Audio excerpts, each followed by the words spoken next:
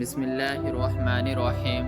محترم ناظرین، پچھلی ویڈیو میں آپ کو بتایا گیا کہ حضرت یوسف علیہ السلام کے تمام بھائیوں نے مل کر کیسے سازش رچی کہ یوسف کو کہیں کنویں میں پھینک دو، تو اس تجویز پر تمام بھائیوں نے اتفاق کیا۔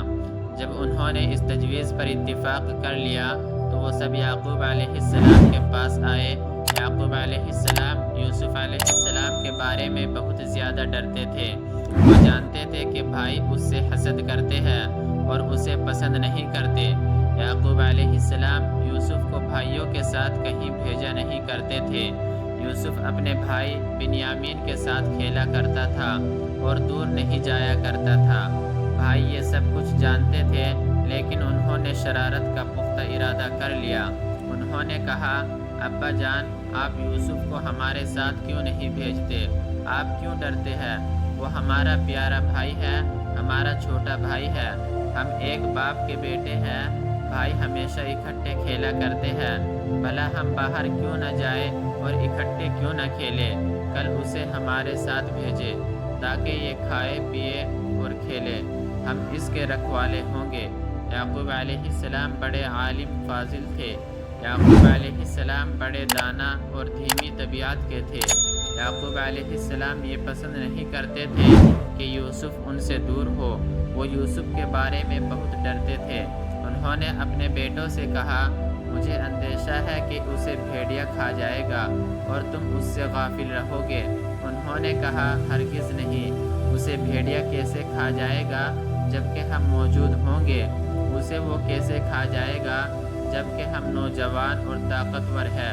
یعقوب علیہ السلام نے یوسف علیہ السلام کو اجازت دے دی۔ محترم ناظرین، بھائی بہت خوش ہوئے جب یعقوب علیہ السلام نے یوسف کو اجازت دے دی۔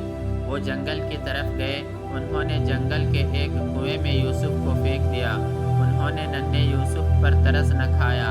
انہوں نے بوڑھے یعقوب علیہ السلام پر ترس نہ کھایا۔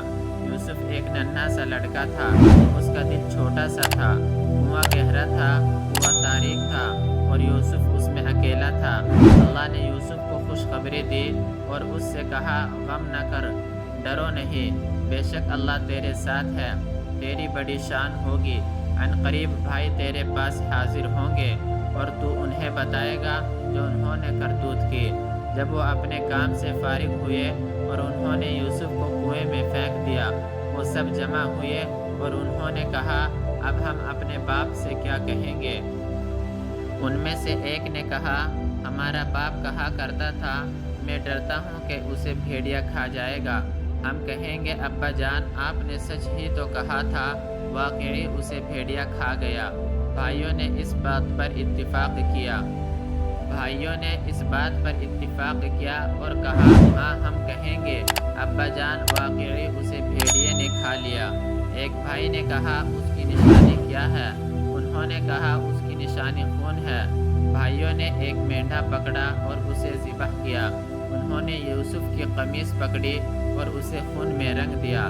بھائی بہت خوش ہوئے اور انہوں نے کہا، اب ہمارا باپ تسلیم کر لے گا۔